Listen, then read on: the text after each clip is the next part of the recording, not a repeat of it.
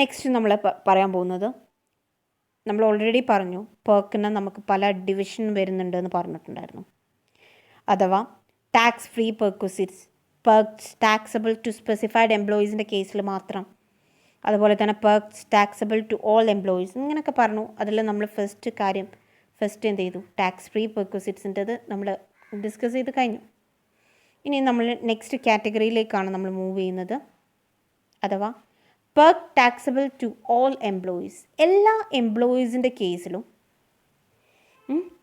Taxable ആകുന്ന കുറച്ച് പെർക്വിസിറ്റ്സ് ഉണ്ട്. അപ്പോൾ അതിനെക്കുറിച്ചിട്ടാണ് നമ്മൾ സംസാരിക്കുന്നത്.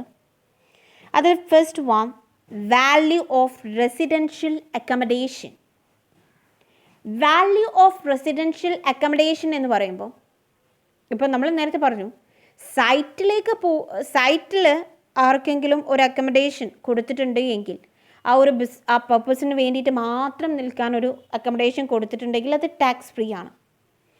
എന്നാൽ value of residential accommodation complete അയാൾക്ക് നിൽക്കാൻ വേണ്ടിയിട്ട് കൊടുക്കുകയാണ്, അയാൾക്കും അയാളുടെ ഫാമിലിക്കൊക്കെ നിൽക്കാൻ വേണ്ടിയിട്ട് കൊടുക്കുകയാണ്.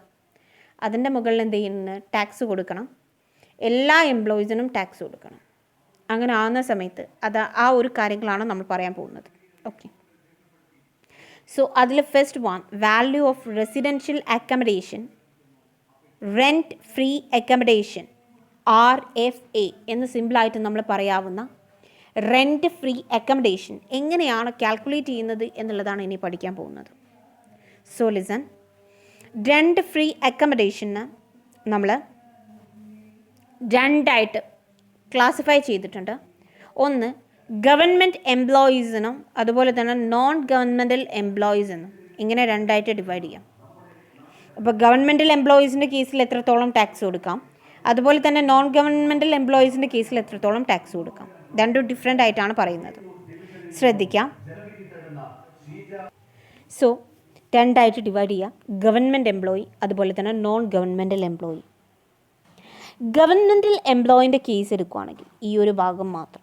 ഓക്കെ, ഗവൺമെൻറ്റൽ എംപ്ലോയീസിൻ്റെ കേസ് എടുക്കുകയാണെങ്കിൽ വാല്യൂ ഓഫ് അൺഫർണിഷ്ഡ് ഹൗസ്. ഇപ്പോൾ കുറച്ച് കാര്യങ്ങൾ അവിടെ ശ്രദ്ധിക്കാനുണ്ട്, അതാണ് ഇതിങ്ങനെ പറയുന്നത്. അൺഫർണിഷ്ഡ് ഹൗസ്, ഇപ്പോൾ ഒരു നിൽക്കാൻ ഒരു പ്ലേസ് കൊടുക്കുന്നു, ഒരു റെസിഡൻഷ്യൽ അക്കമഡേഷൻ കൊടുക്കുന്നു, വിത്തൗട്ട് എനി ഫർണിച്ചർ കിടക്കാൻ ഇതില്ല, കട്ടിലില്ല, കബേർഡുകളില്ല, ഒന്നുമില്ല, ടേബിൾസ് ഇല്ല, ചെയേഴ്സ് ഇല്ല, ഇങ്ങനെ ഒരു വീട് കൊടുക്കുകയാണെങ്കിൽ അതിൻ്റെ വാല്യൂ എന്ന് പറയുന്നത് amount determined by the government തീരുമാനിക്കുന്നത് പോലെയാണ്. ഓക്കെ, അപ്പം നിങ്ങൾക്ക് ഇതിൽ എന്ത് ചെയ്തിട്ടുണ്ടാവും, ക്വസ്റ്റ്യനിൽ തന്നിട്ടുണ്ടാവും ഗവൺമെൻറ് ഇത്രയാണ് തീരുമാനിച്ചത്, ഓക്കെ, അയാൾ ഇത്രയാണ് പെയ്ഡ് ചെയ്തത് കൊടുത്തിട്ടുണ്ടാവും. അപ്പോൾ ഇത്രയും എന്ത് ചെയ്യും, അയാൾക്ക് ടാക്സബിൾ ആകും. ഓക്കെ, ഗവൺമെൻറ് തീരുമാനിക്കുന്നത് പോലെ ടാക്സബിൾ ആകും. ഇനി അടുത്തത് വാല്യൂ ഓഫ് ഫർണിഷ്ഡ് ഹൗസ്. ഫർണിച്ചറൊക്കെ ഉള്ള നല്ല സുന്ദരമായിട്ടുള്ള വീടാണ് കൊടുത്തത് എങ്കിൽ എന്താണ് അവസ്ഥ എന്നുള്ളതാണ് പറയുന്നത്. Amount determined by the government determine ചെയ്തിട്ടുള്ള ഓൾറെഡി എന്തുണ്ടാവും, ഗവൺമെൻറ് തീരുമാനിച്ച ഒരു എമൗണ്ട്, ഇപ്പോൾ 10,000 ആണ് നിങ്ങൾ വിചാരിച്ചോളൂ. അതിൻ്റെ കൂടെ 10% of cost of furniture or acquired charges. ഇപ്പം നിങ്ങൾക്ക് തന്നിട്ടുണ്ടാവും ഈ ഒരു ഫർണിച്ചറൊക്കെ അത് ഒറിജിനലി കൊടുക്കുകയാണെങ്കിൽ ഇത്രയും രൂപയാണ്, ഇപ്പോൾ ഒരു 10,000 രൂപനാണ് അതിന് വെച്ചോ, അങ്ങനെ ഒരു എമൗണ്ട് നിങ്ങൾക്ക് തന്നിട്ടുണ്ടെങ്കിൽ അതിൻ്റെ 10% കാണും. അഥവാ ഇവിടെ എത്ര വരും, 1000 വരും. ഓക്കെ, അപ്പം 11,000 രൂപയ്ക്ക് എന്ത് ചെയ്യണം, അയാൾ ടാക്സ് കൊടുക്കണം. ഇനി അതിൽ നിന്ന് എന്തെങ്കിലും എംപ്ലോയി നേരത്തെ കൊടുത്തിട്ടുണ്ട്, 200 രൂപ നേരത്തെ കൊടുത്തിട്ടുണ്ടെങ്കിൽ ബാക്കി 10,800 രൂപ കൊടുത്താൽ മതി. ഇത്രയുമാണ് ഇതിൻ്റെ അണ്ടറിൽ പറയുന്നത്. നല്ലപോലെ ശ്രദ്ധിക്കേണ്ട കാര്യങ്ങളാണ്. റെൻറ്റ് ഫ്രീ അക്കമഡേഷനാണ് നമ്മൾ പറഞ്ഞിട്ടുള്ളത്. റെൻറ്റ് ഫ്രീ അക്കമഡേഷനിൽ രണ്ടായിട്ട് നമ്മൾ ഡിവൈഡ് ചെയ്യാം. ഒന്ന് ഗവൺമെൻറ് എംപ്ലോയീസിൻ്റെ കേസ്, ഒന്ന് നോൺ ഗവൺമെൻറ്റൽ എംപ്ലോയീസിൻ്റെ കേസ്. ഗവൺമെൻറ്റൽ എംപ്ലോയീസിൻ്റെ കേസിൽ നമ്മൾ ഇതൊരു സബ് ഹെഡിങ് ആണ്, ഇത് രണ്ടും ഹെഡിങ് ആയിട്ട് നിങ്ങൾക്ക് എടുക്കാം. ഓക്കെ, ഒന്ന് ഫേർണിച്ചർ ഇല്ലാത്തൊരു ഹൗസാണെങ്കിൽ ഫേർണിച്ചർ ഒന്നും ഇല്ലാത്തൊരു ഹൗസാണെങ്കിൽ ഗവൺമെൻറ് എത്രയാണോ തീരുമാനിച്ചിട്ടുള്ളത് അതിൻ്റെ മുകളിൽ ടാക്സ് കൊടുത്താൽ മതി. അല്ല, എല്ലാ കാര്യങ്ങളും ഫേർണിച്ചറൊക്കെ ഉണ്ട്, അങ്ങനെയാണ് എങ്കിൽ ഗവൺമെൻറ് തീരുമാനിച്ചതിൻ്റെ കൂടെ ആ ഒരു ഫേർണിച്ചറിൻ്റെ കോസ്റ്റിൻ്റെ 10% കൂടെ എന്ത് ചെയ്യണം, അതിൽ ആഡ് ചെയ്യണം. എന്നിട്ട് എംപ്ലോയി എന്തെങ്കിലും കൊടുത്തിട്ടുണ്ടെങ്കിൽ അത് അതിനെ മൈനസ് ചെയ്യാം. ഓക്കെ, ഇനി നമ്മൾ മൂവ് ചെയ്യുന്നത് നോൺ ഗവൺമെൻറ്റൽ എംപ്ലോയി എന്നാണ് കേട്ടോ ഇവിടെ ഉള്ളത്. നോൺ ഗവൺമെൻറ്റൽ എംപ്ലോയീസിൻ്റെ കേസ് ആവുന്ന സമയത്ത് accommodation owned by the employer. Accommodation owned by the employer എന്ന് പറയുമ്പോൾ നോൺ ഗവൺമെൻറ്റൽ എംപ്ലോയീസിൻ്റെ കേസിൽ ഇപ്പോൾ ഈ ഒരു നമ്മൾ പറഞ്ഞു ഒരു വീട് വീട് കൊടുക്കുകയാണെങ്കിൽ, വാടകയ്ക്കല്ല വീട് കൊടുക്കുകയാണെങ്കിൽ, അപ്പോൾ ആ വീട് നോൺ ഗവൺമെൻറ്റൽ എംപ്ലോയീസിൻ്റെ കേസാണ് പറയുന്നത്. ഓക്കെ, സോ വീട് എംപ്ലോയറുടേതാണ്. കൊടുക്കുന്ന വീട് ആരുടേതാണ്? എംപ്ലോയറുടേതാണ്. അയാളുടെ വീടാണ് അയാൾക്ക് കൊടുക്കുന്നത്, എംപ്ലോയിക്ക് കൊടുക്കുന്നത്. അങ്ങനെ ആവുന്ന സമയത്ത് എത്രയാണ് ഇവിടെ കൊടുത്തിട്ടുണ്ട്, എങ്ങനെയാണ് കാണേണ്ടതെന്ന് ഈ ഒരു ഏരിയയിൽ. Value of unfurnished house. Unfurnished ആണ്, അപ്പോൾ അതിൻ്റെ ഉള്ളിലൊന്നും ഇല്ല. എംപ്ലോയറുടേതാണെങ്കിലും അതിൻ്റെ ഉള്ളിൽ എന്താ ഫേർണിച്ചറൊന്നും ഇല്ലാത്തതാണ് കൊടുത്തതെങ്കിൽ 15% of salary when population is about 25 lakh. Population 25 ലക്ഷം കൂടുതലുള്ള ഒരു പ്ലേസിലാണ് അയാളുടെ എംപ്ലോയിക്ക് ഒരു വീട് കൊടുത്തത് എങ്കിൽ സാലറിയുടെ 15% അല്ല. വെൻ ദ പോപ്പുലേഷൻ ഇസ് 10ൻ്റെയും 25ൻ്റെയും ഇടയ്ക്കാണ് എങ്കിൽ 10 ലക്ഷത്തിൻ്റെയും 25 ലക്ഷത്തിൻ്റെയും ഇടയ്ക്കുള്ള ഒരു പോപ്പുലേഷൻ ഉള്ള ഒരു പ്ലേസിലാണ് അയാൾ എന്ത് ചെയ്തത്, അയാളുടെ എംപ്ലോയിക്ക് ഒരു വീട് കൊടുത്തത്. അങ്ങനെ ആകുമ്പോൾ സാലറിയുടെ 10%. ഇനി ഈ ഒരു 10 ലക്ഷത്തിലും കുറവുള്ള ഒരു പ്ലേസിലാണ് കൊടുത്തത് എങ്കിലോ സാലറിയുടെ 7.5%. ഇതാണ് ടാക്സിന് വേണ്ടിയിട്ട്, ടാക്സ് കാൽക്കുലേറ്റ് ചെയ്യാൻ വേണ്ടിയിട്ട് നമ്മൾ എടുക്കേണ്ടത്. വളരെ ഇമ്പോർട്ടൻ്റ് ആയിട്ട് നിങ്ങൾ ശ്രദ്ധിക്കേണ്ടതാണ്. നോൺ ഗവൺമെൻറ്റൽ എംപ്ലോയീസിൻ്റെ കേസാണ് നമ്മൾ പറഞ്ഞത്. ഒരു നോൺ ഗവൺമെൻറ്റൽ എംപ്ലോയിക്ക് ഒരു എംപ്ലോയർ അദ്ദേഹത്തിൻ്റെ വീട് കൊടുക്കുകയാണെങ്കിൽ എന്തൊക്കെയാണ് ശ്രദ്ധിക്കേണ്ടതെന്ന് പറഞ്ഞു. ഒരു അൺഫേർണിഷ്ഡ് ഹൗസാണ്. അൺഫേർണിഷ്ഡ് ഹൗസ് മീൻസ് നമ്മൾ വീട്ടിൽ ഫേർണിച്ചറൊന്നും ഇല്ലാത്തൊരു ഹൗസാണ് എങ്കിൽ 25 ലക്ഷം ആൾക്കാർ താമസിക്കുന്ന ഒരു പ്ലേസിലാണ് ആ വീട് കൊടുത്തതെങ്കിൽ സാലറിയുടെ 15%. 10ൻ്റെയും 25 ലക്ഷത്തിൻ്റെയും ഇടയ്ക്കാണ് ഉള്ളത് എങ്കിൽ സാലറിയുടെ 10%. അല്ല, 10 ലക്ഷത്തിൻ്റെ താഴെ പോപ്പുലേഷൻ ഉള്ളിടത്താണ് വീട് കൊടുത്തത് എങ്കിൽ 7.5% ഓഫ് ദ സാലറി. ഓക്കെ, ഇനി accommodation taken as lease or rent. അഥവാ ഒരു എംപ്ലോയർ അദ്ദേഹത്തിൻ്റെ എംപ്ലോയിക്ക് വേറെ ആരുടെയോ ഒരു വീടാണ് കൊടുക്കുന്നത്, പക്ഷെ അയാളാണ് റെൻറ്റ് കൊടുക്കുന്നത്. ഓക്കെ, അങ്ങനെയാണെങ്കിൽ accommodation taken as lease or rent. Okay, അങ്ങനെ വരുമ്പോൾ എങ്ങനെയാണ് ടാക്സ് കൊടുക്കേണ്ടതെന്നുള്ളതാണ് നോക്കുന്നത്. Value of house actually paid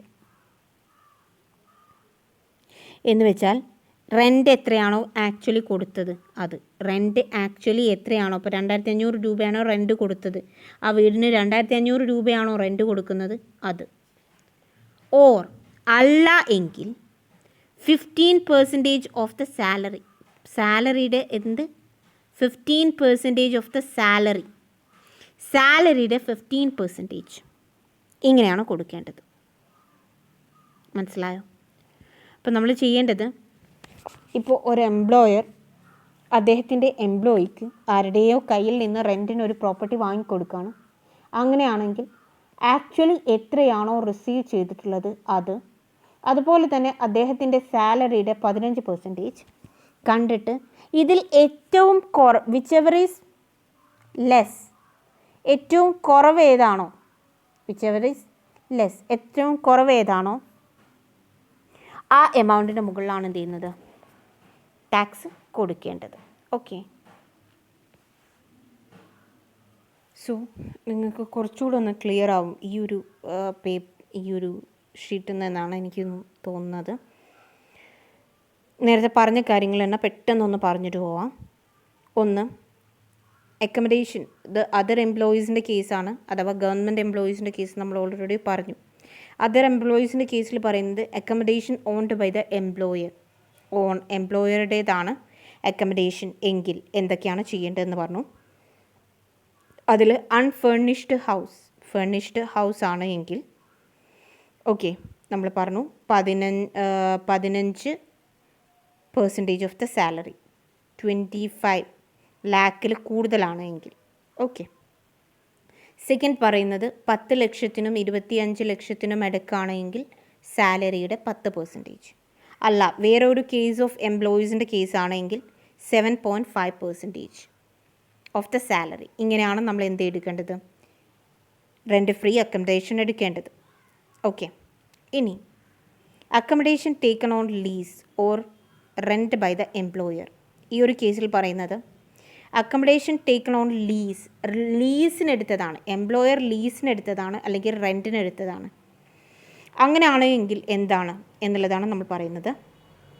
actual lease or rent, originally എത്രയാണോ ലീസ് കൊടുക്കുന്നത്, അഥവാ 25,000 രൂപയാണ് ലീസ് കൊടുക്കുന്നതെന്ന് നിങ്ങൾ വിചാരിച്ചു, ഓർ 15% ഓഫ് സാലറിയുടെ 15%. ഓക്കെ, ഒരു 10,000 രൂപയാണെങ്കിൽ 1,500 ആയിരിക്കും അല്ലേ ഉണ്ടാവുന്നത് സാലറിയുടെ 15% എന്ന് പറയുമ്പോൾ 1,500 രൂപ ഉണ്ടാവും. For the period during which accommodation was occupied by the employee whichever is less. ഇതിലേതാ കുറവേതാ, 1,500 അല്ലേ, അപ്പോൾ അതിൻ്റെ മുകളിലാണ് ടാക്സ് കൊടുക്കേണ്ടത്. ദെൻ അതുപോലെ തന്നെ നെക്സ്റ്റ് കേസ് പറയുന്നത് വാല്യൂ ഓഫ് അൺഫേർണിഷ്ഡ് ഹൗസ് ആണ് പറയുന്നത്. ഓക്കെ, എന്ന് വെച്ചാൽ ഇവിടെ നിന്നാണ് നമ്മൾ നോക്കേണ്ടത്. ഫേർണിഷ്ഡ് ഹൗസ് ആണ് എന്ത് ചെയ്യുന്നത്, എംപ്ലോയിക്ക് കൊടുക്കുന്നത്, ലീസിനാണ് കൊടുക്കുന്നത്. ഒരു എന്ത് ഹൗസാണ് കൊടുക്കുന്നത്, ഒരു ഫേർണിഷ്ഡ് ഹൗസാണ്, അയാളുടേതല്ല, അയാൾ റെൻറ്റിന് വാങ്ങിക്കൊടുക്കുകയാണ്. അങ്ങനെയാണെങ്കിൽ എത്രയാണ് അൺഫേർണിഷ്ഡ് ഹൗസിൻ്റെ റെൻറ്റ് എത്രയാണ്, പ്ലസ് ആഡ് 10% ഓഫ് ദി ഫേർണിച്ചറിൻ്റെ 10% കൂടി, ഫേർണിച്ചറും വാങ്ങിക്കൊടുക്കുന്നുണ്ടെങ്കിൽ ആ ഫേർണിച്ചറിൻ്റെ 10% കൂടി അതിൽ ആഡ് ചെയ്യാം. ഓക്കെ, ഇനി അക്കമഡേഷൻ അറ്റ് കൺസെഷൻ റെൻറ്റ്, റെൻറ്റിൽ കുറച്ചിട്ടാണ് എന്ത് ചെയ്യുന്നത്, എംപ്ലോയിക്ക് കൊടുക്കുന്നത്. അങ്ങനെയുള്ള ഒരു വീടാണെങ്കിൽ value of unfurnished or furnished accommodation എന്താണോ അത് നേരത്തെ നമ്മൾ പറഞ്ഞിട്ടുണ്ട്. ഫേർണിച്ചർ ആണെങ്കിൽ ഫേർണിച്ചഡ്, അല്ലെങ്കിൽ അല്ല എങ്കിൽ അങ്ങനെ അതിൻ്റെ ഒരു വാല്യൂ ഉണ്ടാവും. അത് നമ്മളിവിടെ എടുത്ത് എഴുതണം ഫസ്റ്റ്. എന്നിട്ട് നമ്മൾ ചെയ്യേണ്ടത് ഓക്കെ ഒരു വാല്യൂ ഉണ്ടാവും, ആ വാല്യൂ എടുത്ത് എഴുതിയതിന് ശേഷം less amount paid or payable by the employee, employee എത്രയാണോ കൊടുത്തത്. അപ്പോൾ ഒറിജിനലി ഇതിൻ്റെ ഉള്ളിൽ ഒരു എമൗണ്ട് വന്നിരിക്കും, 2,500 എമൗണ്ട് വന്നത് എങ്കിൽ എംപ്ലോയി എത്രയാണോ കൊടുക്കുന്നത്, ഇപ്പോൾ 2,500 രൂപയാണ് ആ ഒരു വീടിൻ്റെ റെൻറ്റ്, 1,500 രൂപ ആര് കൊടുക്കുന്നുണ്ട്, നമ്മുടെ എംപ്ലോയി കൊടുക്കുന്നുണ്ട്. അപ്പോൾ 1,000 രൂപ ആരാ കൊടുക്കുന്നത്, എംപ്ലോയറാണ് കൊടുക്കുന്നത്. അപ്പോൾ അതിൻ്റെ മുകളിൽ എന്ത് ചെയ്യണം, ടാക്സ് കൊടുക്കണം. ഇങ്ങനെയാണ് ടാക്സിൻ്റെ ഒരു കൺസെപ്റ്റ്. പെർക്വസിറ്റ്സിൽ വളരെ ഇമ്പോർട്ടൻ്റ് ആയിട്ടുള്ള ക്വസ്റ്റ്യൻസ് ചോദിക്കാവുന്ന ഒരു ഏരിയ ആണ്. ഒന്നെങ്കിൽ HR നിങ്ങളെടുത്ത് ചോദിക്കുക, നമ്മൾ നേരത്തെ ചെയ്തു. അതുപോലെ തന്നെ പെർക്വസിറ്റ്സിൽ ഈ ഒരു സൈഡിലാണ് ക്വസ്റ്റ്യൻസ് കൂടുതലായിട്ട് വരുന്നത്. അപ്പം നിങ്ങൾ നേരത്തെ ഞാൻ പറഞ്ഞിട്ടുണ്ട്, ഗവൺമെൻറ് എംപ്ലോയീസിൻ്റെ കേസിൽ പറഞ്ഞത് ഒന്ന് ടേബിൾ വൈസ് ആയിട്ടുകൂടെ നമുക്ക് നോക്കുകയാണെങ്കിൽ കുറച്ചുകൂടെ ക്ലിയർ ആവും വിചാരിച്ചിട്ടാണ്. ഒന്ന് വാല്യൂ ഓഫ് അക്കോമഡേഷൻ,